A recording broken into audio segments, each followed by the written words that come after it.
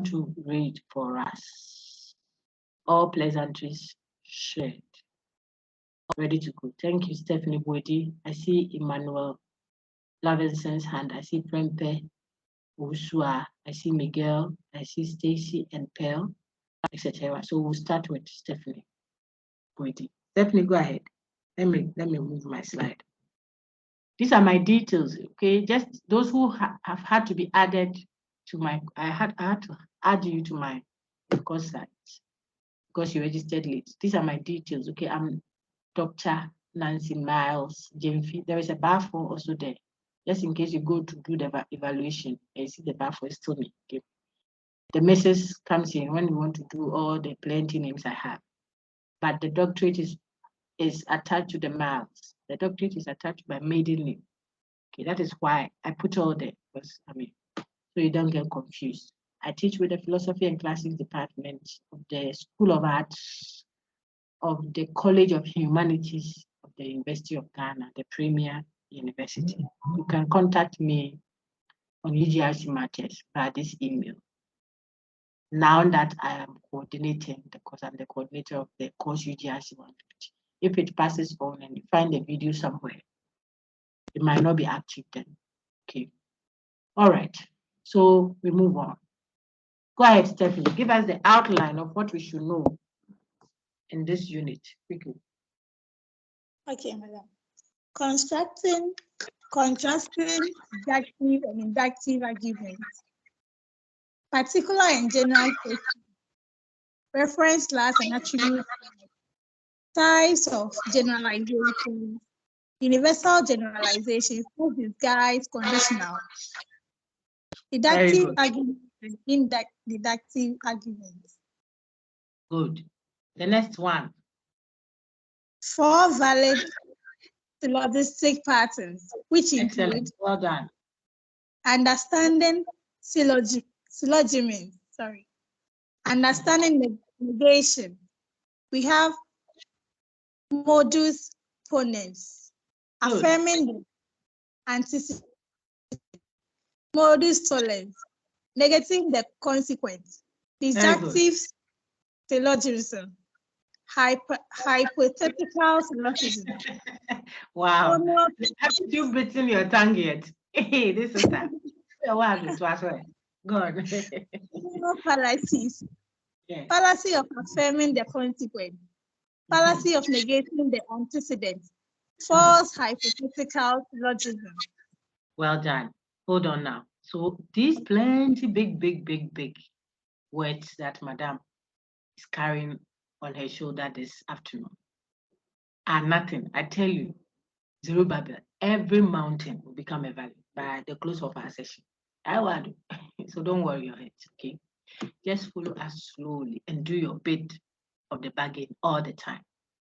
You have to engage the content before you meet us online like this. So that some of the, because the way this sister is reading, she would have seen it before. If it's your first time looking at it, you might say modus policies and affirming the assets, you know, but you can see that she has engaged it a little, if not more than that. So she's at least able to get the labels, the language, to help her grasp what this woman, yours truly, will come and help her understand. I won't come to be telling you 4 valid syllogistic patterns for the first time. So that is a word of caution, advice to my dear students to help you do well. We have 2 weeks, if you look at the course outline, to engage Unit 6 alone because it's heavy. In fact, the same applies to Unit 7, but Unit 6 is technical, very technical. It doesn't have accessible language, sir. So we help you. So we give enough time. And it is the trust, these 2 units, 6 and 7, like I told you last week, is a trust of the critical thinking that you are doing. The first part we've been doing so far are language, the raw material. But this one is the trust. All these things I'm saying is to set the framework very well for you to have a certain posture. Grab it quick and let it enter. Then you don't stress yourself too much later.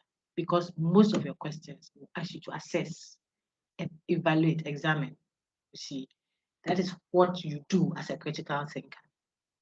And so if you don't know valid and what it means and how it differs from soundness and what it means and how it differs from cogency and what it means and why we will say that some reasoning pattern is fallacious. The whole of unit 10 is dealing with fallacies, informal fallacies. So if you don't understand the correct pattern of reasoning, then you won't understand the fallacy or you won't see the need for fallacy. Why would you say unit 7 is engaging inductive reasoning in the sciences and everyday life? You would have learned how to distinguish deduction from induction to make sense of that unit. So on and so forth. Okay. So you would see that we will take our time to go through all that. The first part of the slides, particular generalizations, universal, and then they are straightforward.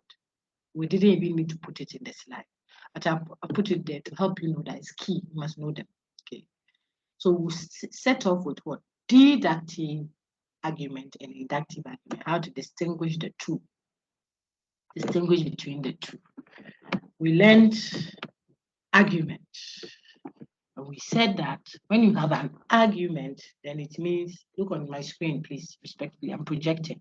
It means you have something you are saying and reasons you are using to support that which you are saying. That is what an argument is. You make a claim and you support that claim with evidence. Come in, support that claim with evidence. So an argument is what? The attempt to support your claim with what? Reasons. An argument will always have two parts. What are they? A conclusion that is supported with what? Evidence. That is what an argument is. Now, if you got that, you know then that an argument is not what? A narrative. And an argument is not an instruction. And an argument is not a rhetorical polemical rhetoric. We saw that in Unit 3 when we discussed types of discourse. If you didn't engage it, the slides are the resource too. The recording is there. You get the link to the specific recording on that through the announcement. Go through the announcement and find the discussion on lecture 3. Or if you're on the academic channel on YouTube, just go to the YouTube channel, the playlist for UGRC 150, and find the lecture titled lecture 3 and engage it. Either way, engage the delivered lecture, another colleagues on slides, the textbook, but do something, my dear friends, okay, on argument and fill that gap. When you know it, then now we can come to types of arguments. And my sister can continue reading that for me. Please go ahead on the screen now. Deduction versus induction. Okay, madam. Deductive versus induction. This term describes two types of arguments, into bracket, two ways of reasoning, two ways of supporting a claim with evidence. Deductive argument. If the premises are true, then the conclusion is also necessarily true already. Inductive argument. The conclusion may not necessarily follow, into bracket, may not be true, even if the premises are true. Well done. So, yeah. Recall premises and conclusion. So the key difference between the two is this. If you have an argument that we are calling a deduction, then it means that it is such that if you assumed that your premises were true, it will mean that you must necessarily accept that the conclusion is also true. If you have an argument that you say is deductive, that is simply another way of saying that. Then if its premises are true, premises here referring to what? The evidence, the reasons. If it is true, the conclusion must, take note of my language, must also be true. Otherwise, you create a contradiction. That kind of argument is what we call a deduction. Okay? However, you can have an argument where even if you grant that the premises were true, it would not necessarily mean that the conclusion must also be true. So it is possible for that argument's premises to be true, and yet the conclusion falls without generating a contradiction. That kind of argument then will be called inductive argument. Inductive argument, okay? For example, look on your screen now. We saw these examples when we looked at argument in the previous slides, but now we are going to look at that to help us distinguish one type from the other. Sister, I can still read. Go ahead. Example, deductive 1. All students write exams. Amma is a student, so she writes exams. Very Inductive. good. Read the second one. Inductive. Most Ghanaians are hospitable. My mother is a Ghanaian, therefore she is hospitable. I'm going to engage the class. Thank you, madam. I'm going to engage the class now, and I want full participation. So look at these two instances of arguments on the screen. In both cases, the person is arguing why. The person is giving you a reason why, or reasons why you should accept the conclusion they are drawing. So in the first instance, the conclusion is, she writes exam. What is the reason the person is offering? Oh, because Amma is a student and all students write exam. So it means I can say that Amma writes exams. The person wants to say that Amma writes exams. What is her reason? Because Amma is a student and all students write exams.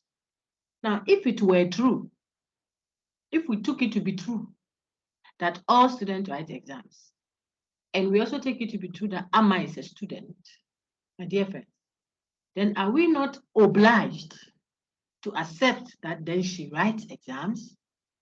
Yes or no, all of us? Yes. Yes. Very good. Yes, madam. Thank you very much. So a deductive argument is just showing you that if you deduce, well, when we say it's a deduction, it's a valid deduction. It means if we took the premise to be true, we would at the same time automatically have to take the conclusion to be also true. Otherwise, we generate contradiction. This is what makes an argument deductive. Now look at the second instance. Most Ghanaians are hospitable. My mother is a Ghanaian, therefore she's hospitable. Madam read it. It is possible for us to assume these two premises as true and yet not be required necessarily to accept this conclusion. Yes, let's take it that most Ghanaians are hospitable. Yati, we've heard you. Let's also take it for granted that my mother is a Ghanaian. Maybe my mother is not, but let's take it that it's true. She is. She's a Ghanaian. Will it necessarily mean that we should say, therefore, she is hospitable? No, because of our own premise here. Most Ghanaians doesn't mean all Ghanaians. So my mother, who is also a Ghanaian, may not necessarily, friends, be part of those who are hospitable. That is why this second is not a deduction. The second one there is what? An induction. It means your conclusion doesn't necessarily follow from the premises. And I hope you got that. So what? So for an argument to be a deduction and a valid deduction at that, it simply means the conclusion necessarily follows from the premise. If the premise is assumed to be true, the conclusion would also have to be assumed to be true, else you generate a contradiction. Whilst for induction, you could assume that the premises are true. It will not require of you necessarily to assume that the conclusion is also true. So it's possible for the premises to be true, the conclusion false, no contradiction created. See how many times I've said the same thing? Because I want you to understand.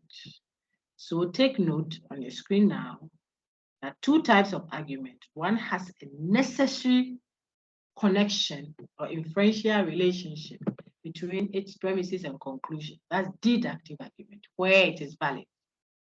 Whilst another one only has what? A probability connection between premises and conclusion. That's induction. And then we looked at two arguments to make the point. We can even still go further to show. So on your screen now, look at example 3. Since the security man was the last person who left the building yesterday, he stole the project leader's laptop. I've given these examples over and over again from lecture 1. I do that because I want you to always connect to that. We've seen it before, so it helps you understand it.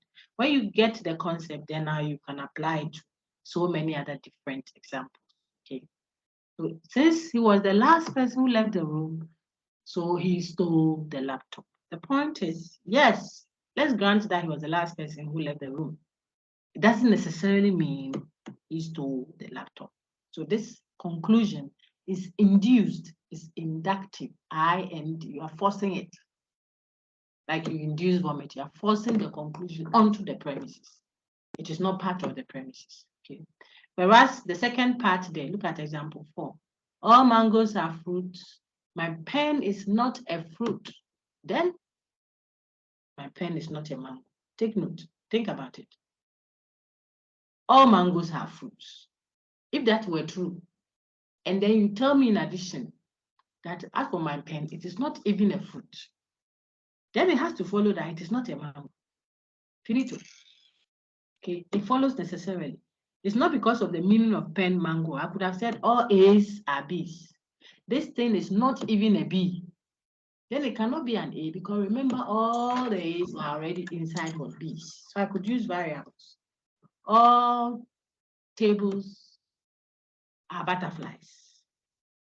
This my pen is not even a butterfly. Then it will not be a table. So it's not because pens are not mangoes or pens are not actually fruit. You're not talking about actuality.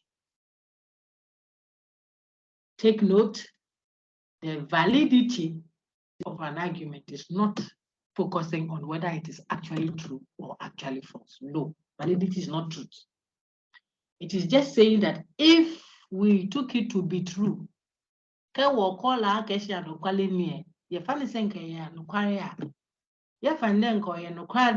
if we took it to be true that all mangoes are fruit, and we also took it to be true that my pen is not a fruit, then, so there comes the condition, okay, then it will follow that it is not a mango. Now, that is deductively valid. So I can see it immediately. Maybe if you work at it a little, you would also see it, but we'll work ourselves through some valid deductive patterns, like Madame helped us see in our outline, to know some 4 valid syllogistic patterns, and then the 3 deductive fallacies or formal fallacies. Fallacy just means error, incorrect reasoning. That tries to do the valid one. That's what will be our preoccupation. And then we tweak it a bit here and there with some juice and, spikes here and there, and you'll be fine. Okay, but we'll do the second half of this sometime this week, God willing. You would have to read ahead because right after that, the next week is it's not even the next week. I think the Saturday to that is the I covers unit 1. Madam, please, you are muted. We can't hear anything. You said I'm muted. I'm not muted.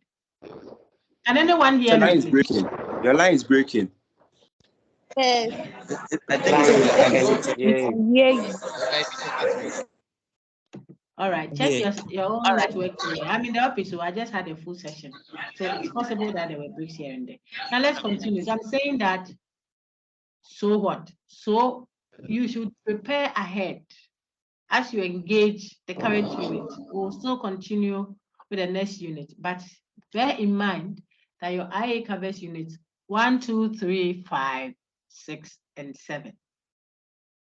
So your duty is to keep engaging the content to help you. That's why the slides are given, my recorded lectures there. There is a textbook, and we still make ourselves available full 2 hours as much as we are able to. Okay, Madam, please read for me now. Stephanie, read again the correct distinction between deduction and induction up there. Okay. An argument is deducting the truth of the premises guarantee proves the truth of the conclusion. In a good valid deductive argument, if the premises are assumed to be true, then the conclusion must necessarily be true. In a valid deductive argument, it is impossible for the premises to be true and the conclusion to be false at the same time. If not, you create a contradiction. Very good. So this is what I said earlier, and I want to pause to ask if someone has any questions. Then we will continue. If not, then we are good to go.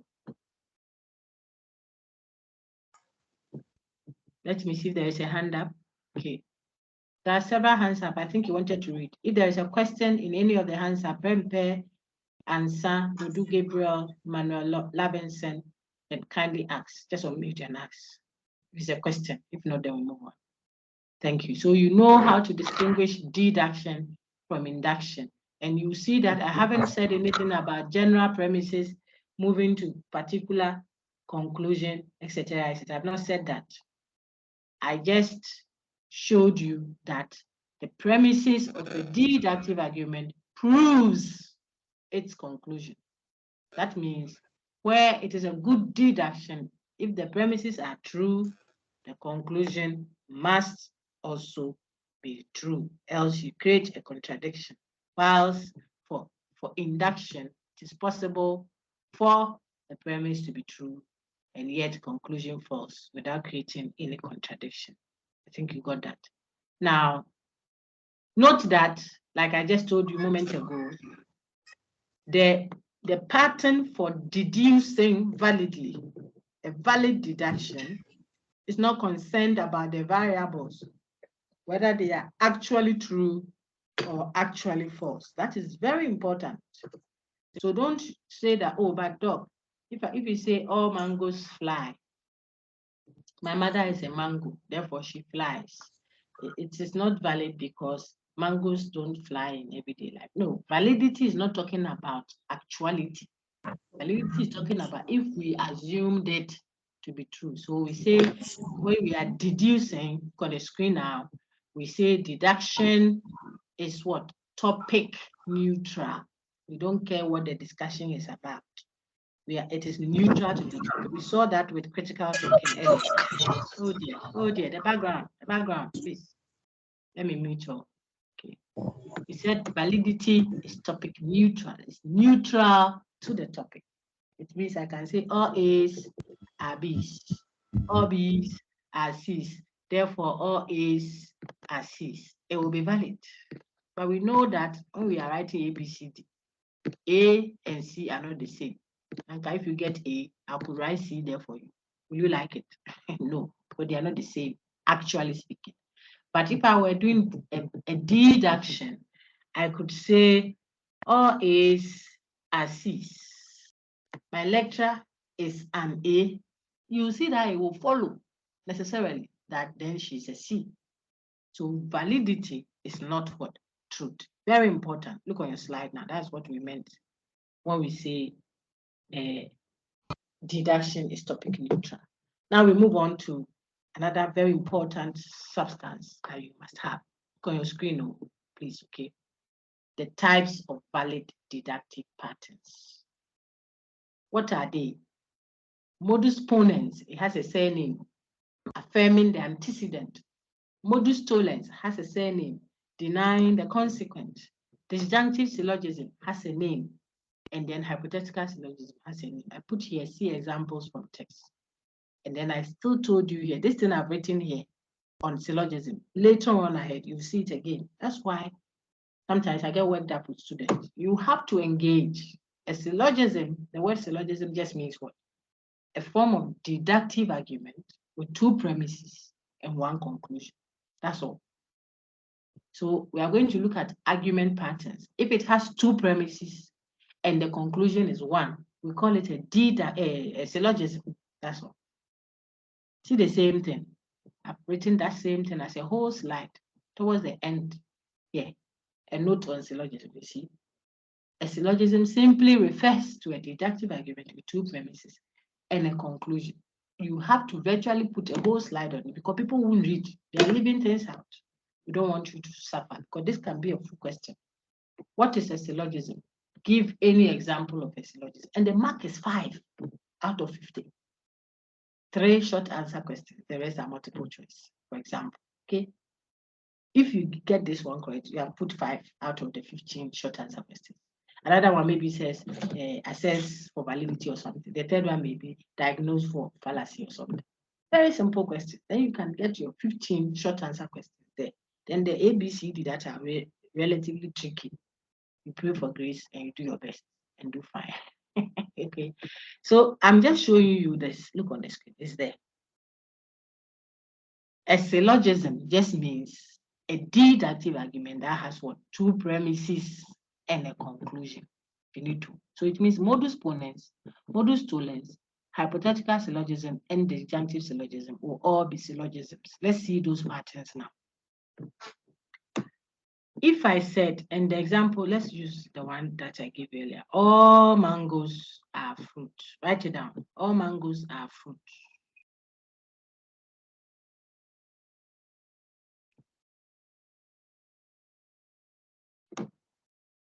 All fruits are edible.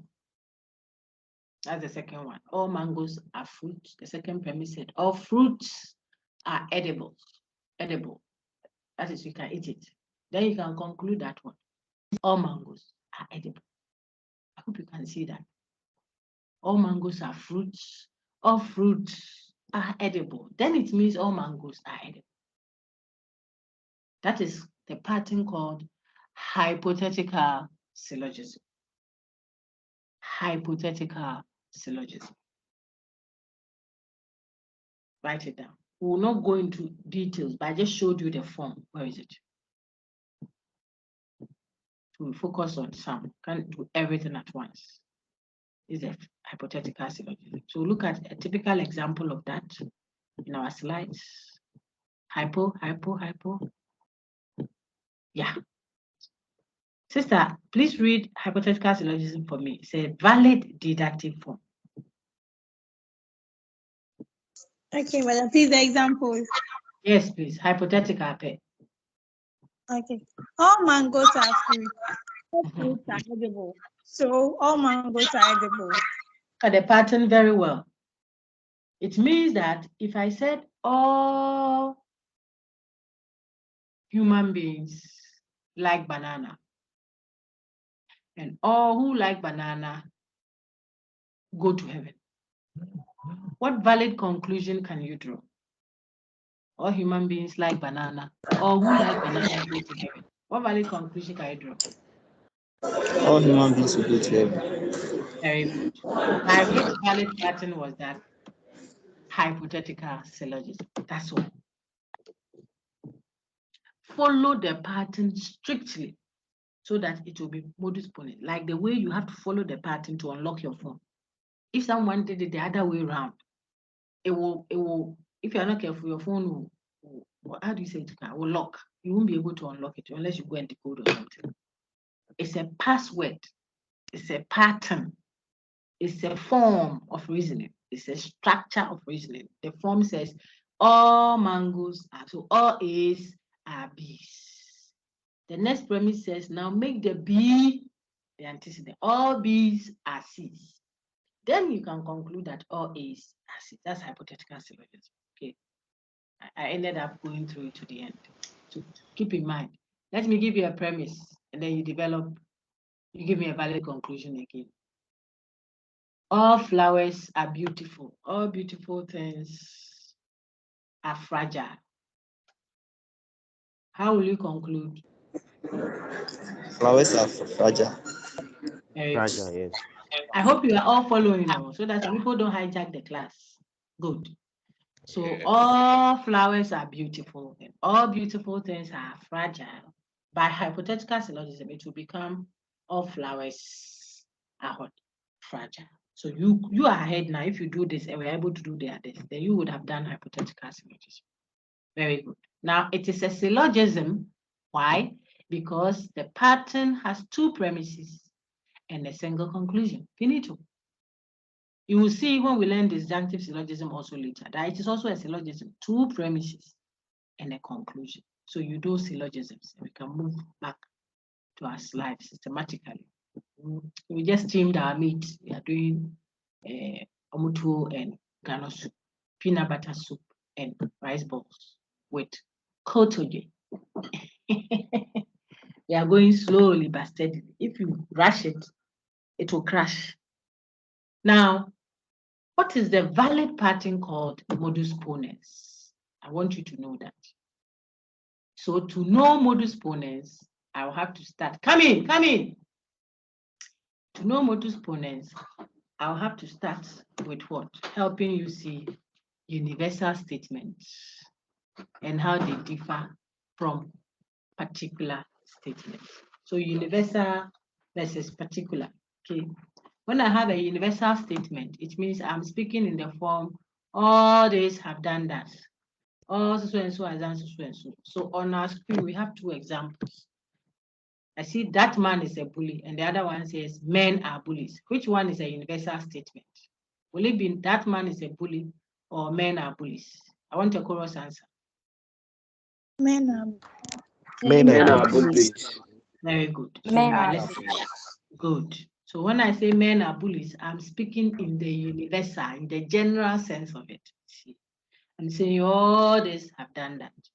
That's a general statement. Now, when we have a generalization, a universal generalization for that matter, because later we'll learn statistical generalization, but not for now. So it is the specific type of generalization that we call universal that we are dealing with. A universal generalization doesn't leave any member out of the set. Men are bullies. Women like rich men. Politicians are corrupt. Lecturers are cheats. Pastors are, see, when you speak that way, fancies are jokers and stuff like that. It means you did not leave any member of the reference class, the subject. See how I use reference class? Yes. You didn't leave any member out. So you are speaking for all without exception. Sometimes you say all, sometimes you don't say it, you just speak like this one. Men are bullies. So you know universal statement. Some of the universal statements can be universal negative, not universal positive. So for example, you can have no man is perfect. Look on my screen. When I say something, I project to help you see. So no man is perfect. That's a universal negative. All men are bullies will be universal positive or affirmative. Ghanaians are hospitable. Christians worship on Sundays. Alcoholics are womanizers. Ghanaians approve of same-sex marriage. These are all what universal statements that are also what affirmative. Affirmative means they are asserting something, whereas universal negative, they are denying, they're negating something. Okay, so when we have a universal statement, now it is clear in your mind, whether affirmative or negative. Anytime I have a universal statement, that universal statement can be expressed as what? A conditional statement. If you are making notes, write that also down. A universal statement is actually what? A conditional statement. So if I say all men are mortal, I'm saying that if X is a man, on your screen now, then X is mortal. All men are bullies. I'm saying if X is a man, then X is a bully. Look on your screen. Every student cheats. I'm saying if X is a student, then X will cheat. So now to the class. If I said mammals feed their young, what am I saying? Using the variable X, open it out to read as a conditional. Mammals feed their young will be what? All of us. X, then X feeds their young. If X is a mammal, then X feeds their young. very good. Sometimes I ask for the chorus answers intentionally, participate to help you. You may get it wrong. I won't know. I will know they're wrong. I don't know who got it wrong, but then I'll know that no, some of them didn't get it. So when I say chorus answers and you can, unless your background is very noisy, and try and answer, okay, so I can help you. Very good. So your answers were correct. If X is a mammal, then X will feed their young. Okay. Now, Whenever you have a conditional, if X is a man, then X is a bully. That is a conditional statement. The if clause, I'm projecting, look at it. The if clause is the antecedent. That is that which must happen first for the then clause to follow. The then clause is the consequent. If you wash my car, then I'll give you 10 Ghana cedis. If you love me, then you will obey my commandments. You see, it's a conditional statement. If you love me, then obeying my commandments will follow. You see, you need the antecedent first to be able to express what the consequent. That is the relationship between antecedent and consequent, which are only part of what the conditional statement. So every conditional statement has an antecedent and a consequent. Any questions? We try to show you how to open out a universal statement, whether universal affirmative or universal negative. We try to show you how to open it out to read as what? A conditional. I've not showed the universal negative yet. I showed you the universal positive. So all men are bullies. Will be what? If X is a man, then X is bully. It's a bully. All women like rich guys. If X is a woman, then X will like rich guys. So you're able to tell what the antecedent is, the F statement, the if statement. So if X is a woman, then X is a bully. The antecedent is what? X is a woman. The consequent is what? X likes rich men. What is the antecedent of the statement? If you study, then you will pass. What is the antecedent? If you study, then you will pass. If you study. You study. Very good. You study. Don't add the if. The if is only pointing. The if only points to it for you to know what the antecedent is. The then is also an indicator. Okay, so you don't include them. They should be complete statements on their own. If you study, then you will pass. Antecedent is what? You study. Consequent, you will pass. If you have a passport, then you can travel. What's the antecedent, friends? You have a passport. No, You have a passport. He has a passport. yeah, you have a passport. You can travel. What's the antecedent? Antecedent is you have a passport. You will travel. You have a pass. So if you have a passport, then you travel. Antecedent is antecedent. You have a antecedent- passport. Excellent. Antecedent is you have a passport. Consequent is you will travel. Now that you know antecedent and consequent for universal affirmative, let me try you on universal negative. I've given you the slides. I would normally not touch on it, but you are here, so let me touch on it. What about if the expression is a universal negative? So now I can take another reader. Thank you so much. My lady, be on standby. Your background is good. Definitely. So if I have to call someone to read again, I may get back to you. Let's get Emmanuel Lavenson. Emmanuel, go ahead.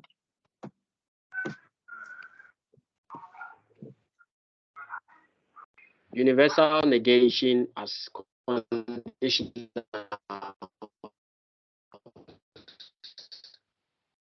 For the expression, no man is perfect.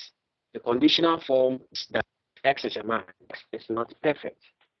For the expression, no cats are dogs. The conditional form reads that if X is a cat, then X is not a dog.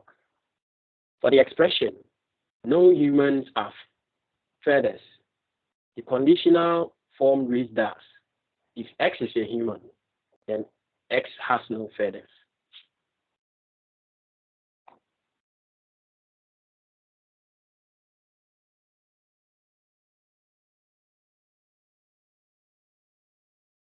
Very good. Thank you so much, Ambada. Thank you. So the point is, when I have a universal negation, like no man is perfect, It is saying if X is a man, then X is not perfect. The negation goes into what? The consequent. Now you know antecedent and consequent. You are going to use those raw materials.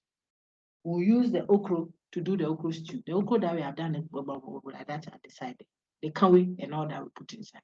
Ultimately, we'll go into the big pot. So I need you to get the word antecedent, consequent, universal statement, conditional, because modus ponens, which is one of the valid deductive patterns, has another name. It is what? It is called affirming the antecedent. If you don't know antecedent, trouble. If you don't understand affirming, trouble. Modus tollens is called denying or negating the consequent. If you don't know universal negation, trouble.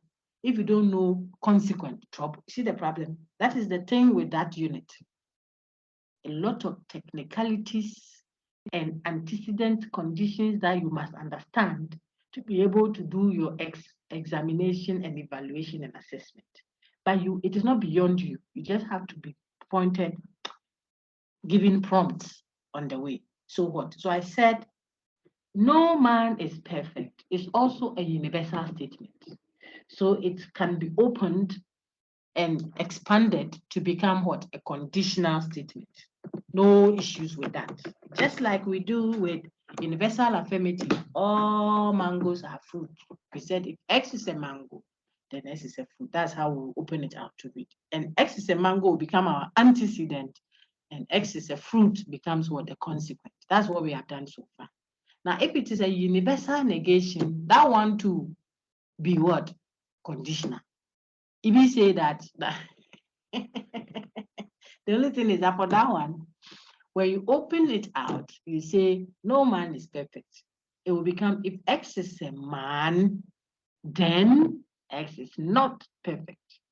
The not goes into the consequent, friends. If you don't expand it well, your deduction will be wrong and you get the answer wrong, even though you know it. So it is important to open it out well. No cats are dogs. On the screen now, it's saying that if X is a cat, dear, then it is not a dog. You don't say that no cats are dogs, then you interpret it to be if X is a dog, then it's not a cat. That's not what the person said. The person said no cat is a dog. It means if you were to find a cat, it will not be a dog. This is a disjoint set. If you plot it, it's a disjoint set. Those who like maths. So what? So if you do that, then you are able to know the antecedents and then the consequence. So that the last example there, no humans have feathers. The conditional form is if X is a human, then X has no feathers. What will be our antecedent for that statement? If X is a human, then X has no feathers. What is the antecedent? I want a chorus answer, all of us. If X is A human. Very good. Yeah, I thought you were asleep. Hope you know you are following. No. Well done. Antecedent is X is a human. What's the consequence? X has no feathers. X has no feathers. X is a human. So we are good to go now. Yeah, thank you. Now it means if I want to use these terms, I can. So I want to show you the reasoning pattern that is described as what? Modus ponens. Okay.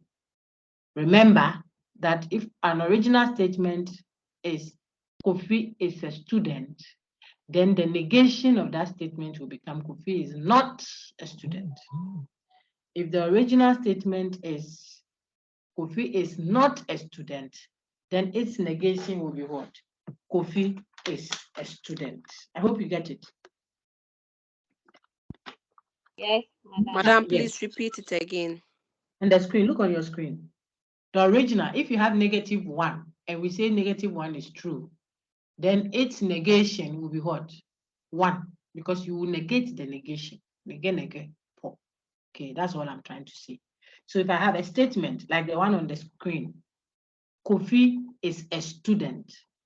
What will be the negation of Kofi is a student? It will be what? All of us. Kofi is not Kofi is not. Kofi is not a Kofi is not a student. Very good. Now, oh, thank you. What if the original statement was Kofi is not a student, then what will be the negation of the statement Kofi is not a student? Kofi is a student. Kofi is a student. Uh-huh. I'm trying to He is say. a student. That's all I'm trying to say. Okay.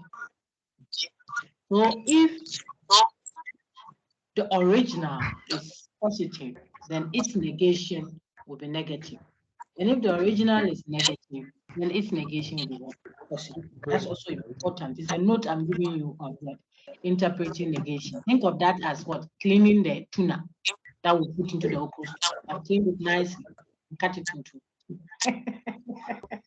small pieces and put it on the side there. Now we are going to put everything together. Create a very delicious banku and okra stew with crab and snail with and remedy. Before I move to the substance now that we have all the raw materials, ask me any questions if you have them. And so I think you wanted to read. Emmanuel is reading for me. So, okay, Christian Agbo, it's a question. Go ahead. Madam, please, if sentence has to be negative, is that it means that it necessarily don't have to have a not in it? No, if the original statement that was given to you had a not, then it means the one with the not become true. Therefore, you should now negate it to become false. You see that? So if the original statement I gave you said Kofi is not a boy, or Kofi is not a president, use something. Kofi is not the president. And I tell you to negate that statement, Kofi is not the president. Its negation will be what? Kofi is the president. So the negation rather will be the new one because you would have negated a negation. Do you know negepo? I've said it 3 times. So originally, Yes. So the negation of a negation becomes positive. That's why if I say Kofi is not a student and I ask you to negate that, you will say then it becomes Kofi is a student because you negate the negation. Double negation is what? Positive. I hope you get it. So always what you are given is the true one. If you are given an original statement and it comes negative, then it means that is the true one. Negate it, it will become the opposite. Okay. Any other question? That was useful. It will help someone. Thank you, Christian. Any other question? Okay, so we move on. Now, let me see if I can move from the beginning to where we are. Then you are sure you have covered everything in the way we are learning. We know how to distinguish particular from general statement. If the statement is general, it is talking about all so and so have done so and so. Especially in our context, we are using the universal negations. When we get to inductive reasoning, you see that there are statistical generalizations. They leave some of the members out. Most women have done this. Some Ghanaians have done that. Few men. It's still general, but it's a statistical one. So don't worry your head about that. For now, the focus is what? Universal generalizations. A general statement that is universal. They are the ones that we are going to expand to form what? Conditional. So that's where we got to see. All these things I'm saying are in your slides. You can learn the slides. Your life is a little easier. Okay. Then we saw that universals, which are a general statement of a certain type, they can be either positive, affirmative, or negative. The positive one says everything are this, all these are that, everything are this. You see, Christians worship on Sunday, alcoholics are humanizers, Ghanaians have done this, politicians have done that. It's positive. What you are saying is true of every member. Okay. Then you can have universal negative, where what you are saying is not true of every member. No man is perfect, disjoint.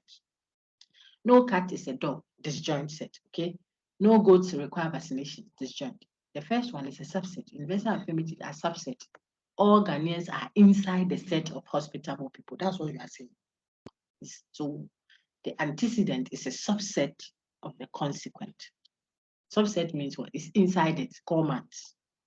Alcoholics are humanized. You are saying if you find any alcoholic, it will be, that person will also be a humanizer. So you put alcoholics as a subset of what? Humanizers. But where is a universal negation? They are disjoint. Okay. You know that one also.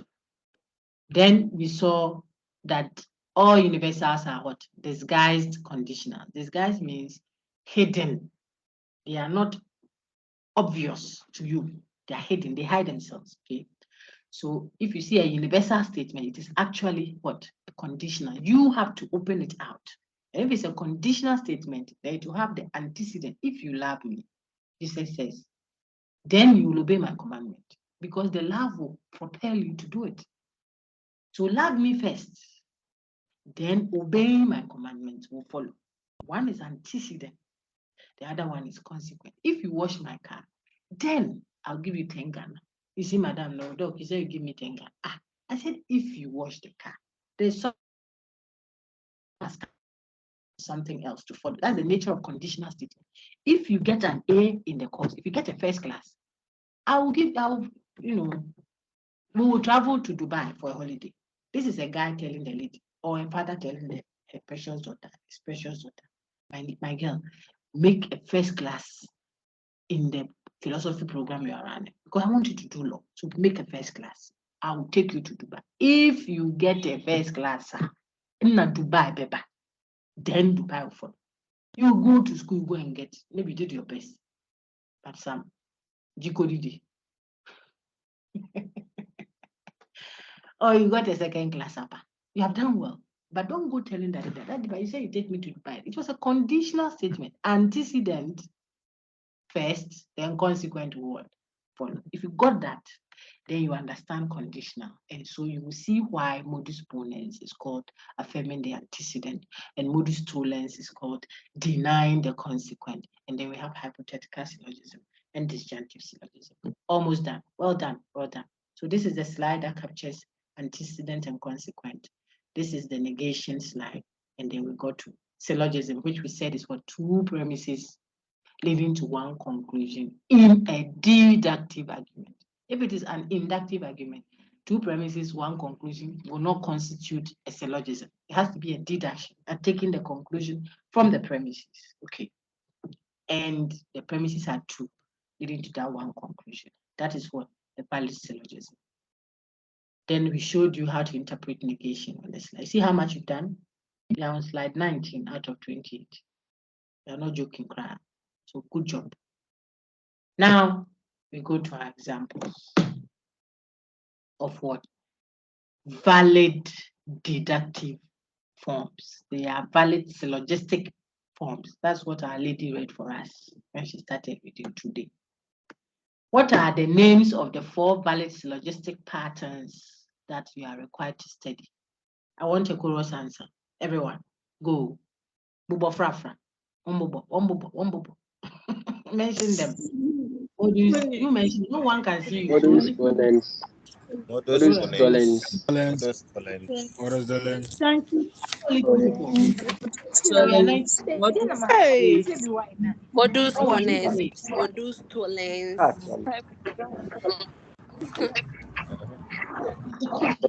You refuse. Then I'm monkey kaki king. Modus Ponens, Modus Tollens, disjunctive syllogism, hypothetical syllogism. Very good. Well done. So the syllogism, you say it as if you wanted to say syllable. Oh. Somebody say, hey, then I'm going to it is there. Relax. You want to say it as if you were saying syllogism, cell, like syllabus. Cell. Then in saying the cell, you add the logism. So syllogism. Logic. So syllogism. Gism. All right. These are the 4. My lady, these are the 4 your friends were mentioning, the valid syllogistic patterns. Now we start with, yes, please. Is there a question? Madam. Go ahead. Yes, sir. Go ahead. Madam, you can't hear anything. Oh, don't say we can't hear. Now, I'm shouting. I can't hear. Who can hear me, please? Please, I can hear you. Madam, I can hear you very well. Very good. I can hear you. Thank you so much. We not rubbish our friends who say they can't hear because it could be a network issue. But we want you to be assured that we are doing a recording. So move around a bit. It's just like the way you can be standing by someone, you call the person, the network tells you the number you are calling cannot be reached at this moment. Really? The person is standing here, the phone is on. It's a reception problem, okay? So move around a bit and you do fine. We are recording too, so hopefully we'll get it across to you. Now, ready to move to do the substantive matter on the specific reasoning pattern that we call modus ponens. That is where we got to. We are sure we have covered everything. I think you will be doing fine. Your group covered everything.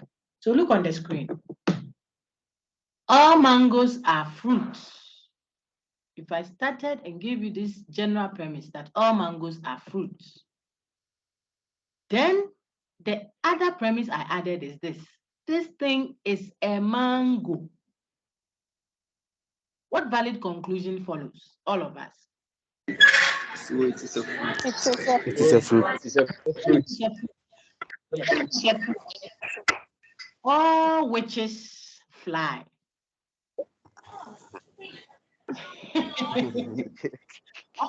All witches. This one you will never forget So this example.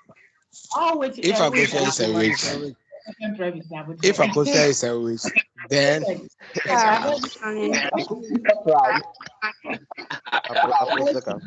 okay, it's a lunchtime lecture, so we have to break some of the protocols to relax you a little, okay? And we are very conscious of the class. What? All witches fly. My pastor is a witch. What is the conclusion that she's a witch flies. But he doesn't fly. We are sure. All witches So fly. my pastor line. A witch. What do you follow necessarily? Pastor doesn't fly. Why are you saying doesn't? It's paining you that you say that about your pastor. He flies. No, you follow therefore that your pastor flies. Yes. Pastor cannot fly. Oh, don't say that. It can. It's the logic of it, okay? So I get you. But the logic of it, it will follow. That's why we said the fact that it follows validly doesn't mean it's true. I'm intentionally choosing the examples I'm choosing to help you see that the validity is not truth. Because it follows validly doesn't mean it is actually true out there.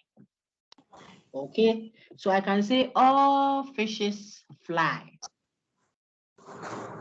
My table is a fish.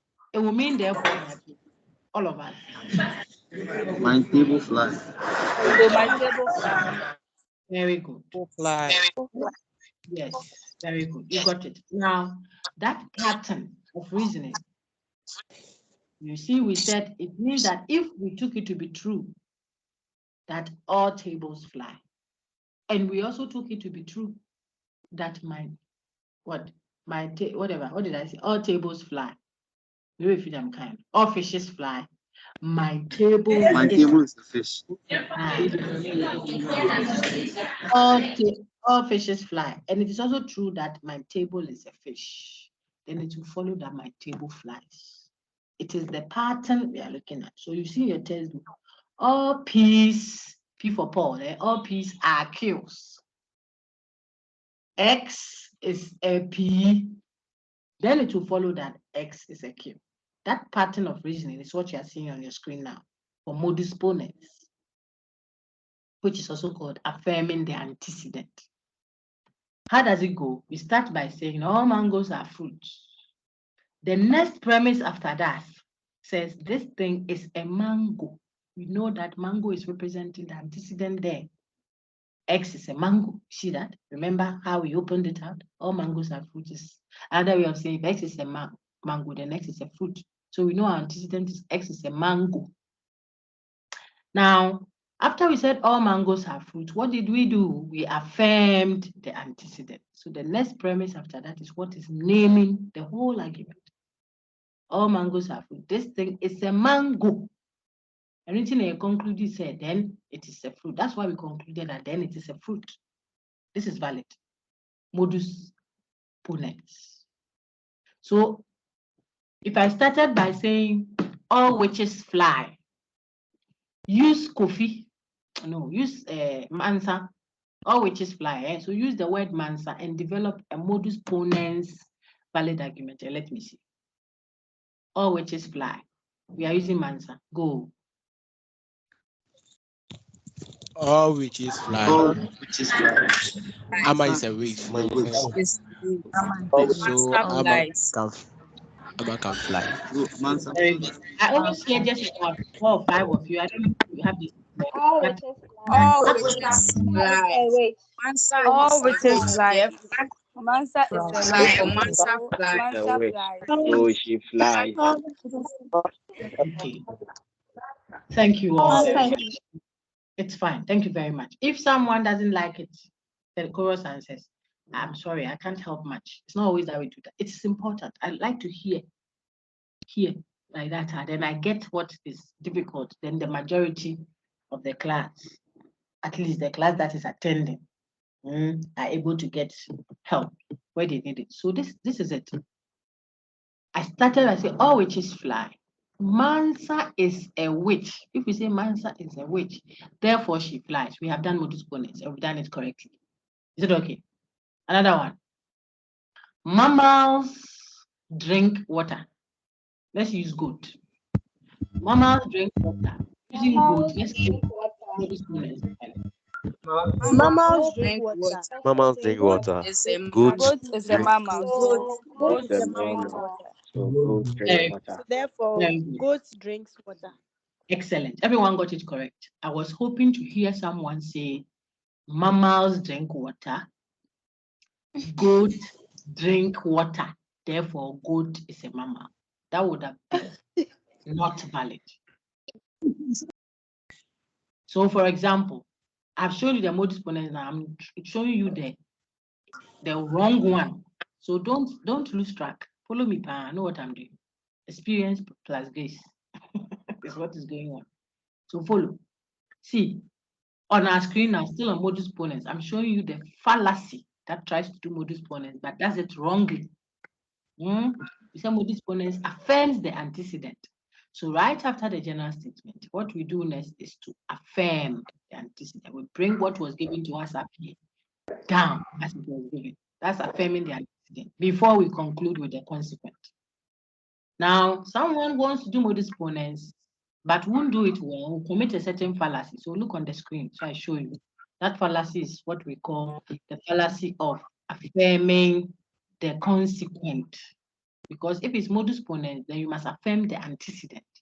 But this fallacy rather affirms the consequent. And I said we name the reasoning pattern by the second premise. Okay, so look at it. All mangoes are fruits. This person, instead of saying this thing is a mango, therefore it is a fruit, the person says all mangoes are fruits. This thing is a fruit. So we should conclude, therefore, that it is a mango. No, sir. That affirms the consequent. It doesn't affirm what? The antecedent. Did you see that? So let us use an example. Very good. Yes. Okay, so we add. Whenever it rains, the ground gets wet. Let's start with that. So that's the given generalization. Whenever it rains, the ground gets wet. If I want to do modus ponens, I should say, it is raining now. I'm affirming the antecedent. Or it has rained. Therefore, the ground is wet. That will be valid modus ponens. It's just the pattern. Just the pattern. Because it can rain and then because you have canopies there, the ground won't get wet. So we are not talking about whether it is actually true there or actually false. We are looking at if we were to grant that whenever it rains, the ground gets wet. That's the first premise. Then we go further to say it has rained. Remember, whenever it rains, then something else follows. The raining has happened. What will follow? What we said will follow. Modus ponens. Now, this person who does it wrongly would rather say, whenever it rains, the ground gets wet. The ground is wet, so we should conclude that it has rained. That one would not be valid. So to show you the valid and invalid patterns of, first of all, modus ponens only, let's look on the screen. I want another reader. Well done so far. I want to take an answer. Levinson, rest a little for me. I take answer now. Madam, be on standby. I think it was Stephanie. Go ahead, sir. Okay, madam. Valid form. Modus ponens, affirming the antecedent. Heavy smokers have lung issues. If he is a heavy smoker, so he has lung issues. Modus tollens, No, not the denying the tolerance. Hold on. Hold on. I've not done tolerance at all. Hold on. So thank you. For modus ponens, heavy smokers have lung issues. Kofi is a heavy smoker. We are bringing the antecedent. So we are affirming the antecedent next. Then he concludes, therefore, he has lung issues. This one is valid. No problems. Now look at the incorrect form. The one we say the fallacy of trying to do modus ponens but doing it wrongly. So it becomes affirming the consequent fallacy. Don't tell me it's modus ponens fallacy. It is wrong. If you write that, you get it wrong. Modus ponens is not a fallacy. It is a valid pattern. The other name for it is affirming the antecedent. But there is a certain pattern trying to do modus ponens that is done wrongly. That pattern has a name. It's called affirming the consequent. So let's see. I told you what names the reasoning. Okay. Why is it affirming the consequent here? It says heavy smokers have lung issues. Please look on your screen. Don't be eating banku as you are listening to me. This is not listened to. It is done. This unit, you you hide behind online. Someone cries watching movie and listening small. No problem. I'm not going to write an exam. You are. And the exams are set. And you can do very well and score perfect A and put it on your transcript. In addition to prayer and everything, when you go looking for job, they are looking for people who can think, creatively think, and make impact. Not people who can recall what they learned, interrogate. No. They want people who can think. So we are helping you earn a certain attitude for yourself. That's what we are doing. Okay. So I'm saying, look at the pattern. As I highlight, it will help you understand it, please, respectfully. Heavy smokers have lung issues. This is the fallacy. It is trying to do modus ponens, but it's not doing it well. The next premise, which should have said Kofi is a heavy smoker. See, this is it. That's what he should have said. He didn't say that. He says Kofi has lung issues, so we should conclude, therefore, that Kofi is a heavy smoker. We say no. If I say heavy smokers have lung issues, I've not said all who have lung issues are heavy smokers. It's not the same. If I say politicians are corrupt, I haven't said all corrupt people are politicians. One is antecedent, the other is consequent. The antecedent is a subset of the consequent. The consequent is big, it's a bigger set. Inside of it is the antecedent. That's the meaning. So all politicians are corrupt. Doesn't prevent all lecturers like myself also from being corrupt. There's space in the big set of corruption for politicians, lecturers, pastors, imams, fetish priests. That is why you shouldn't confuse affirming the antecedent with what? Affirming the consequent. So the correct way of reasoning is this. That one you know. The incorrect way is when you say heavy smokers have lung issues. Kofi has lung issues, so we should conclude he's a heavy smoker. No. This is not valid because Kofi could have lung issues and it was not because he's a heavy smoker. From our own premises, it could be because maybe he's a sickle cell patient or something. Any questions? Or he was poisoned. They are all conditions, antecedent conditions that can lead to lung issues, including being a heavy smoker. That's the logic behind it. So if you're assessing, it's not just raw mechanistic deduction. No, there's a logic behind it, but you can't do all of that in one course. So you just know the pattern and understand it. If you got that, then you can now go to the top there and evaluate. I want to see if you are listening, and I believe you are. So here is our correct modus ponens that we engaged earlier. I want one of you to intentionally commit a fallacy that affirms the antecedent. That affirms the consequent. Okay, that's the fallacy. Instead of what we have done here. And I'll give a mark. A, W. I didn't give a mark. Not in this group. So let's take Isaac Channel. The next time I call Miguel. Go ahead, Isaac. To answer your question. Oh, okay. Let me take a response quickly. I'll come to you. I want someone to intentionally commit a fallacy that affirms the consequent from the given slide. Miguel, go ahead. Madam, all mangoes are fruits. This thing is a fruit, so it is a mango.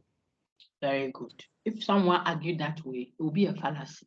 The fallacy also has a name because it imitates the original too much that it has also gotten that fallacy. Now let me see Carlos question. So tell your friends around you online class. Go ahead, Tano. Tano, please respectfully unmute again and ask your question. Yeah, madam, please. I wanted to ask if you are given a statement or a sentence, does it mean that the antecedent comes before the consequent? Not always the case. I could say you will write the exam if you have paid your fees. You see, so I'm not. You see that I'm not saying first and second. I could say you will write the exam if you have paid your fees, provided you have paid your fees. You see that? Now the antecedent has gone to the other part. You have to fetch the antecedent and put it at its place and bring the consequent. There is something that must happen, something else to follow. So the if is an antecedent indicator. Since you are the class rep, you must go for the microphone. I'm saying if you are the class rep, then you must go. So I could say go for the mic if you are the rep. Since you are the rep. So I don't like saying first and second. I like to give you the concept, understand what antecedent is, what must happen for something else to follow. Very good. Very, very important question. Thank you. Jeffrey, was yours also a question or you wanted to respond? Then we continue. Madam, I wanted to respond. But... Okay, but you are done. You are okay. Thank you very much. So let's go on now. Now we are going to trot. I gave you a lot of time to know the modus ponens because the same principle will apply for all the others.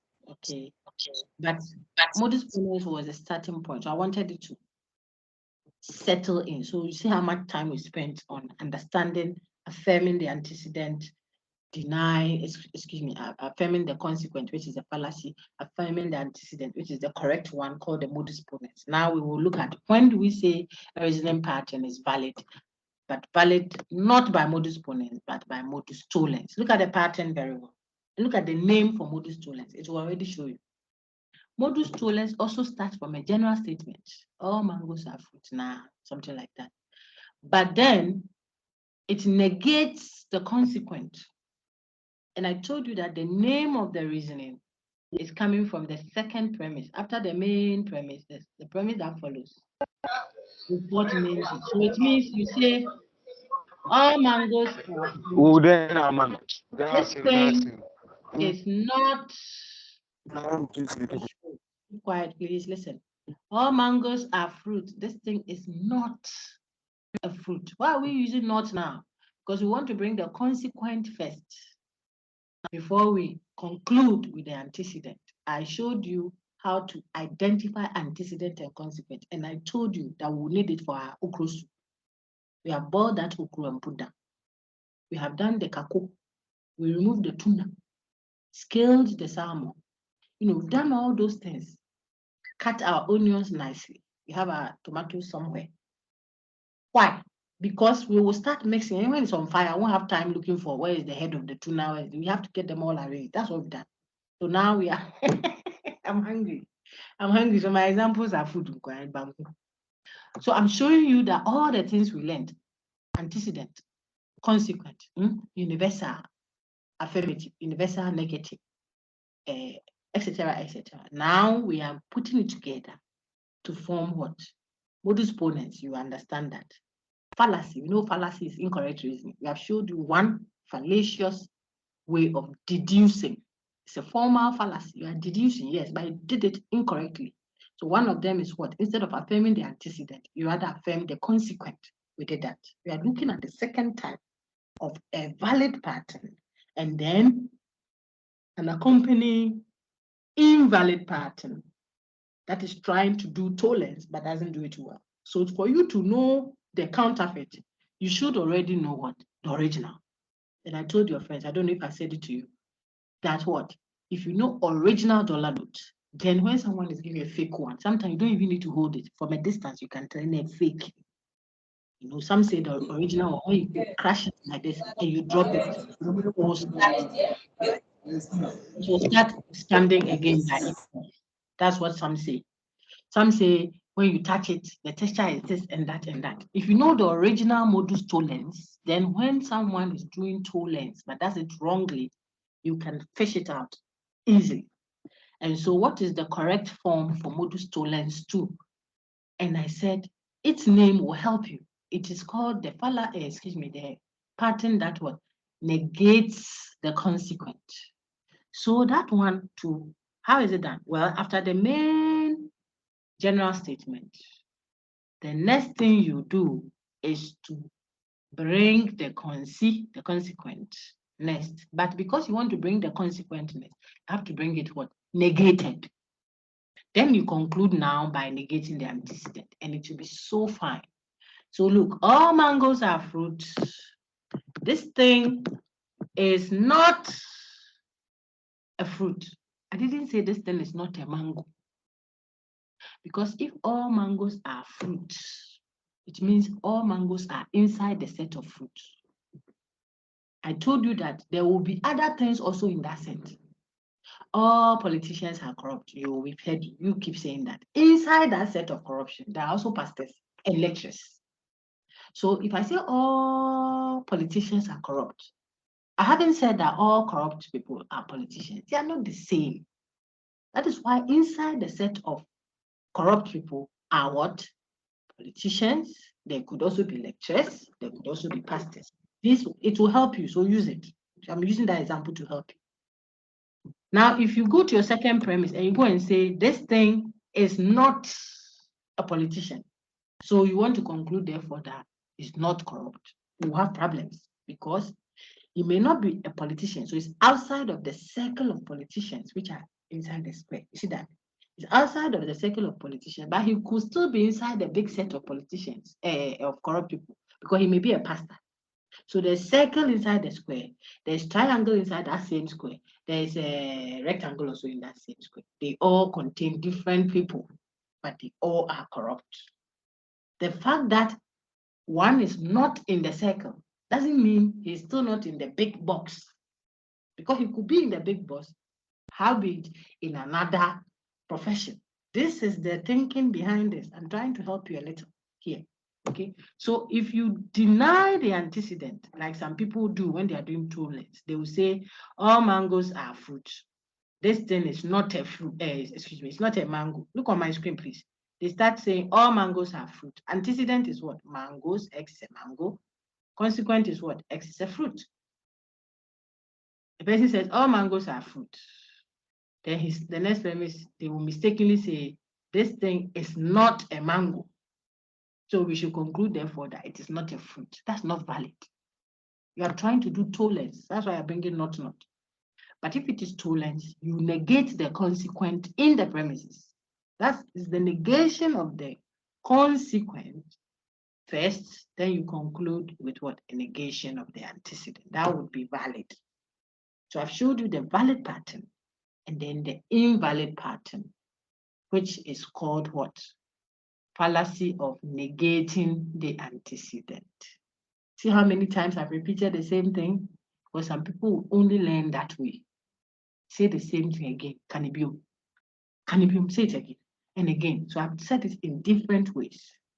If it is modus ponens, valid. If it's modus tollens, it is also valid. Modus ponens is called affirming the antecedent. Modus tollens is called negating the consequent. Both of them are what? Valid. Are their patterns the same? No. One says, after the general statement, affirm the antecedent. It will lead to a conclusion that affirms the consequent. We will not have any issue. That's modus ponens. The other one says, well, after the general statement, deny the consequent. It will lead to a denial of the antecedent. That's also valid. It's called negating the consequent. The word deny is just another way of saying negate. Okay. Anytime you try to do any of these differently, you are following the pattern, but you turn it upside down. So instead of affirming the antecedent in this instance here, right after all mangoes are fruit, then you go and say, this thing is a fruit, so it is a mango. We will whip you big time. It's a fallacy. Which fallacy is that? The fallacy too has a name. That's what I've said.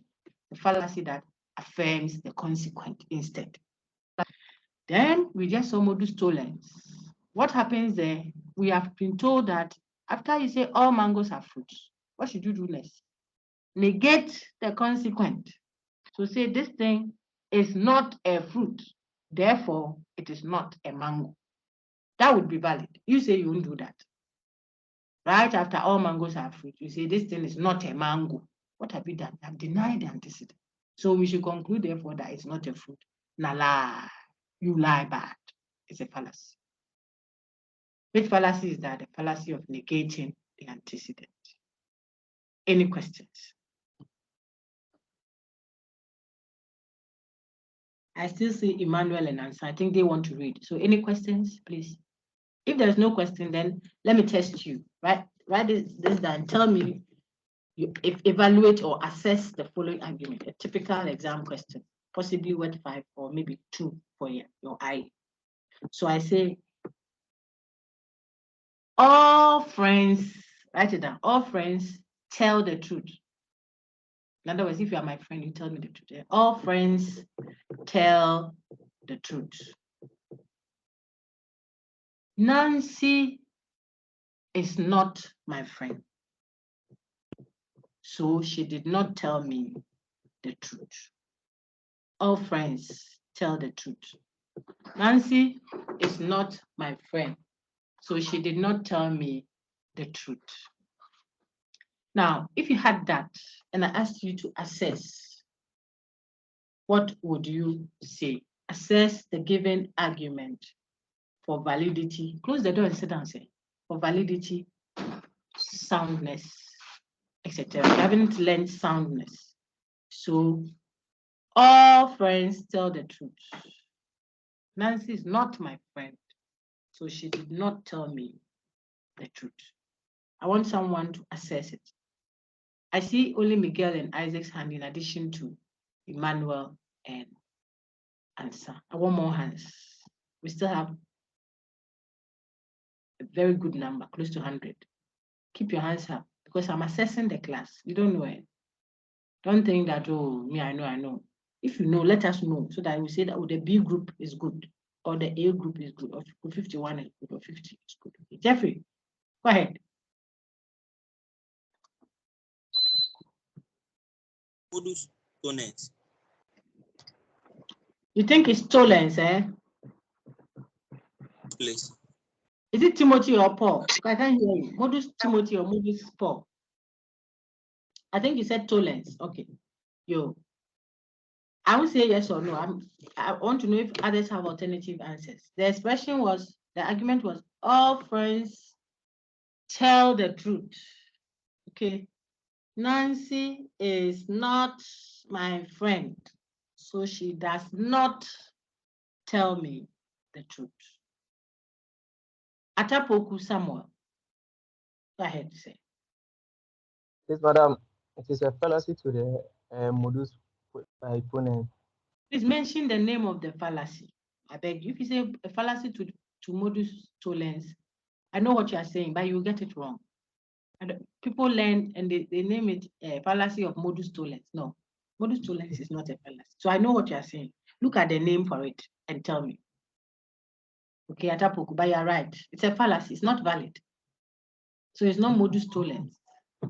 What's the name of the fallacy that is trying to do modus tollens but doesn't do it well?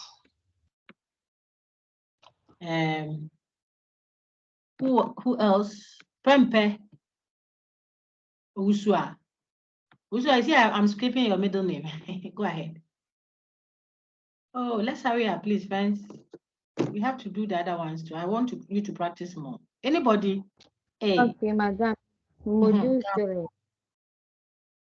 It's not a Tollens, so you are not looking at it well. Okay, then I have to call your friends who raised their hands here. So let me take Isaac Tano. Please, negating antecedent. The Negating fallacy. antecedent. Very good. It's Yes. a fallacy of negating antecedent. It's a fallacy. So see, look at it closely. That's why we went through what? Antecedent and consequent. All friends tell the truth. Antecedent is what? X is a friend. Consequent is what? X tells the truth. That's why we did all that. Now, the next premise for my argument is this. Nancy is not my friend. What have I done? I've introduced the not. It means I'm negating something. You expect that if I'm negating and I'm doing it correctly, then it must be a negation of the consequent. But when I negated, look at what I'm negating. I'm negating the antecedent, friend.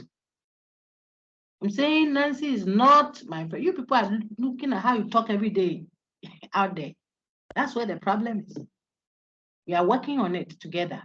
The fact that all friends tell the truth and Nancy is not your friend doesn't mean she cannot tell you the truth. When I say all friends tell the truth, it doesn't prevent enemies also from telling the truth. Enemies can be in the set. So the big set will be what? Telling of truth. Members that tell the truth. And inside that set, you can have friends as triangle and enemies as circle. So if I say all friends tell the truth, I've forgotten that in that. See that? That is the principle. It doesn't mean that all who tell truth are friends. It means all who are friends are they tell you the truth. One is a subset. Let it enter your spirit. Otherwise, you won't do well. Don't want that to happen to you. God forbid. You are going to assess, examine, evaluate, judge, criticize. That is what critical thinking is. So you need to understand the logic behind it. So you can tell. If I told you that the minister of Ghana said so and so and so and so, critically assess his view, evaluate the judgment he made, examine this. You should be able to do that based on the principles we are learning. Okay, so let's do it together. We have some few minutes. We can still cover some more examples. Okay, so I said, all friends tell the truth. Nancy is not my friend. I have just negated the antecedent. Look at how I'm concluding. I said, therefore, Nancy does not tell me the truth or did not tell me the truth. This is not valid. Why? Your friend said it nicely. This argument is denying the antecedent, the fallacy that denies the antecedent. Where is it? It is this fallacy. So we'll go quickly to the comparison page and see what is happening, the correct one versus the incorrect one. Look at on the screen now, we are looking at Modus Tollens to the left. And I would want, Stephanie, if you are there, could you read for me now? I need you back. Modus Tollens, the correct one. Modus Tollens. But should I start from the Modus Ponens or only Modus Tollens? There's the Tollens. Then you look at its counterpart. Okay. Heavy smokers have lung issues.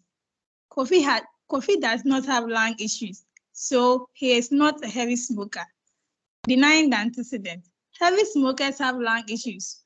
Kofi is not a heavy smoker, so he does not have lung issues. Very good.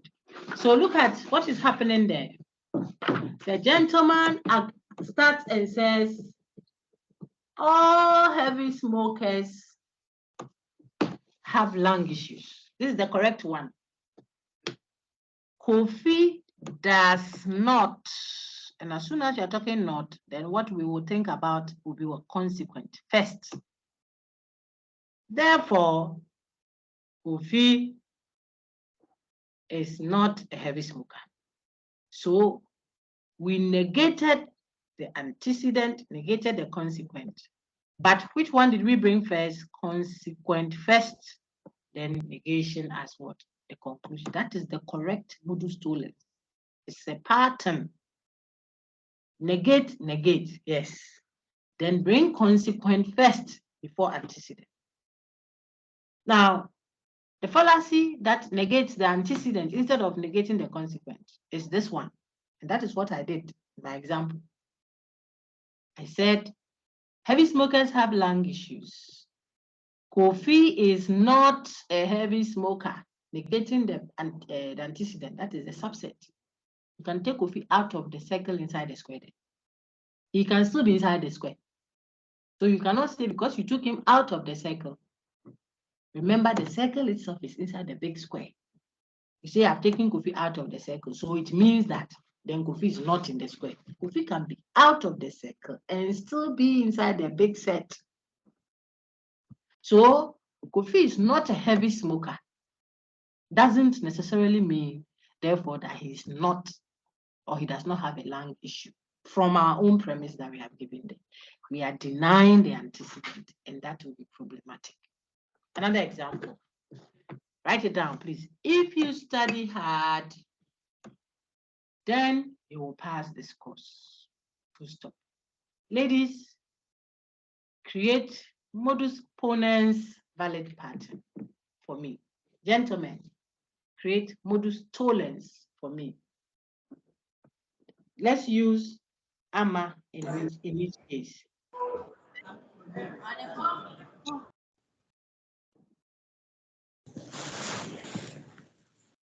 Who has finished? If you study, then you will pass.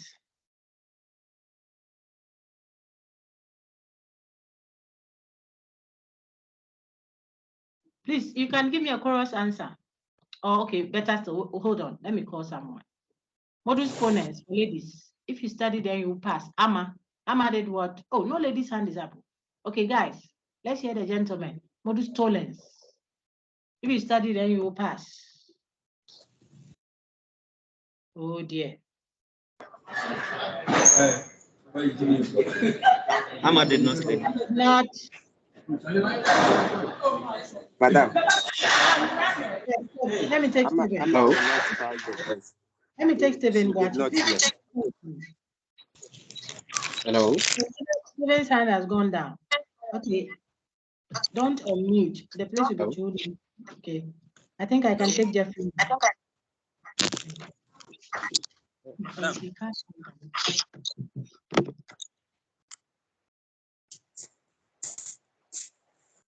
Oh, Madam has muted herself. Madam, Amma did not study. I can hear you, but I just have to say something to someone here. Go ahead. Amma did not study. Therefore, she did not pass. Which one are you doing now? The Tollens. Modus tollens. Very good. What did you say? Say it again. Let me see if I heard you right. Amma If you study, did not then you will study. pass. No, but if you study, then you will pass. What did you say? Amma did not study. Therefore, she If did you not. study, watch. If you study, then you will pass. Which one is antecedent? Oh, watch it there. If you study, then you will pass. If people are not using the antecedent and consequent thing well, if you study, then the passing will follow. There's something that is antecedent. Another one is the consequent. If you are doing tollens, which one do you bring next? You see that? So let's take, thank you, sir. Let's take Asantua. Asantua, are you doing tollens or ponens? Please go ahead. Amma shall pass because she's steady. Come again, please. Amma shall pass because she's steady. Which one are you doing? I beg you. Tollens, isn't it? Yes, please. Yes, please. Tollens will say what? Bring the consequent first, conclude with the antecedent. What is the consequent? If you study, then you will pass. That's the whole statement. That is the whole statement, right? Yes, please. What is the consequent? Not you now, I'm asking the whole class. Thank you. Thank you. Then you pass. Will pass. Will pass. You You pass. pass. Has.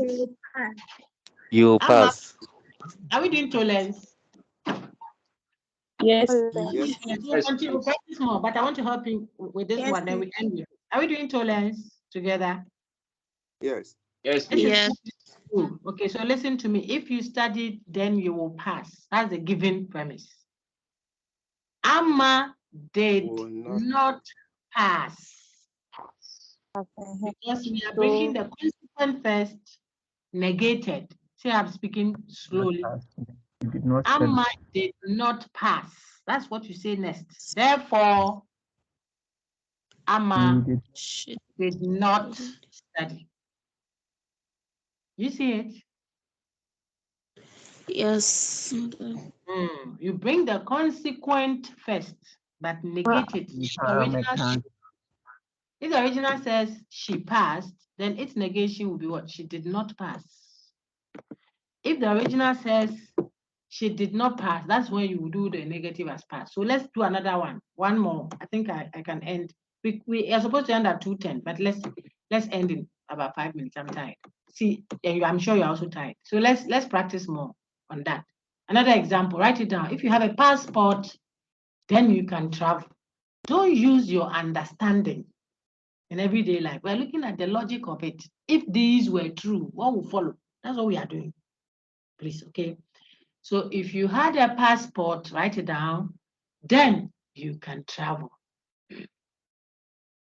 If you have a passport, then you can travel. We are going to use Kofi. Now let's do modus ponens first. Po. It's still on the screen to help you see the pattern.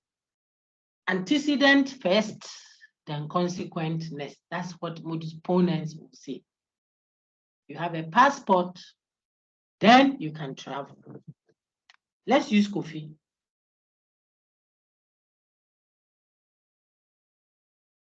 All of us, go. Modus ponens, go. Kofi had a Has a passport, passport. so he traveled. Kofi has a passport, so he traveled. Very good. I like Madam's phone. Madam's phone came out clearly for all of us to hear. She says, Kofi has a passport. Relax. Therefore, he can travel. Passport, therefore, travel. So antecedent, therefore, consequent. Why? Because we are doing modus ponens. And our beginning statement, if passport, then can travel. So Kofi has passport, therefore he can travel. That's valid, modus ponens. Now, if we wanted to use modus tollens to decompose that, what would we say? From the same starting point using Kofi, this time we are required to introduce negations. So, if Kofi cannot travel. Then Kofi couldn't travel because he didn't have a passport. Therefore, he does not have a passport. He Very does good. not have a passport. Very good. Now, this is what we are going to continue with. Look at our slides. You see that we have just a few left. I will go over again, God willing, next week and make sure we have, oh, what happened? Make sure we have settled it in very well, okay? So you know, by way of summary, and then we are out of here. So what do you know? You know, one, the types of argument, deduction and induction. Two, you know the types of what? Valid patterns, which are called modus ponens, modus tollens, hypothetical syllogism, and disjunctive syllogism. You even know the alternative names that we give to all these valid patterns, especially modus ponens and tollens. 3, what else do you know? You know that every conditional statement has an antecedent and a consequent. Again, what do you know? You know that universal statements can either be general, like universal affirmative or universal negative. What else do you know? You know that the fact that an argument is valid doesn't mean it is necessarily sound yet. When will it be sound? Maybe you need to be told that. So listen, when the argument is already valid and all of the premises are actually true, that's where we started. When we looked at what? Hypothetical syllogism, you remember. So where the argument is valid and its premises are all true, then we say it is sound. It goes beyond just being valid to soundness. Okay. What else do you know? You know that a deduction and induction are distinguished by what? The inferential relation between premises and conclusions. Whereas one has a necessary inferential relation, the other one has what? A probabilistic one. What else do you know? You know the names of certain fallacies pretending to be like either modus ponens or tollens. So whereas modus ponens affirms the antecedent, the fallacy of trying to do modus ponens, that fallacy would rather affirm the consequent. Where modus tollens negates the consequent or denies the consequent, a certain fallacy rather negates the antecedent. You know that also. And you know why we call them formal fallacies, unlike the fallacies we see in Unit 10, which we call informal fallacies. Why are they formal fallacies? The formal fallacies because you commit these errors whilst trying to deduce. You are trying to do deduction, which is a formal logic, rule-based logic, pattern-based, form-based logic. See, you are trying to do the form. I don't do the form well. So it's a fallacy of the form, formal fallacy. Okay, you know that one also. What else do you know that I haven't touched on? You know, syllogisms are two premises leading to a conclusion. You know that inductive argument will turn out to be false. I think I've said that. We know that deduction is topic neutral. That is why a valid deduction does not necessarily mean it is sound. We know particular versus general. The general we mentioned just by name, the statistical generalization, only so that we can tell the difference between that one and the universal generalization. We know how to open out our conditionals, whether universal, affirmative, or negative, to find out their antecedent and consequent. You see the way you people are good. We know how to interpret a negation. If the original is positive, its negation will be negative. And if the original is negative, its negation will be positive. We did that. Then we tried our hands on going through the deductive patterns. And so here we are. God will help us. Any questions? Miguel, please, was yours a question? I don't think so. Asantua Georgina, was there a question? Emmanuel Lavinson, was there a question? Emma Akosia Abachi. So any three of you, if it's a question, kindly unmute and ask. If not, then we are so done for the day. Your group would have more content, I think, so far than all the others. So I'll share everybody's group link to them. You want to play the videos, the kind of work that goes into getting these things up, you don't know, you have no idea. But it will help you, so we do it. So our conscience is clear when you choose not to do well, but we hope that you choose wisely. Thank you very much. I'll wait for questions if there are any, but I want to end the recording. So go ahead if it's a question. Come in if it's a question. Go ahead.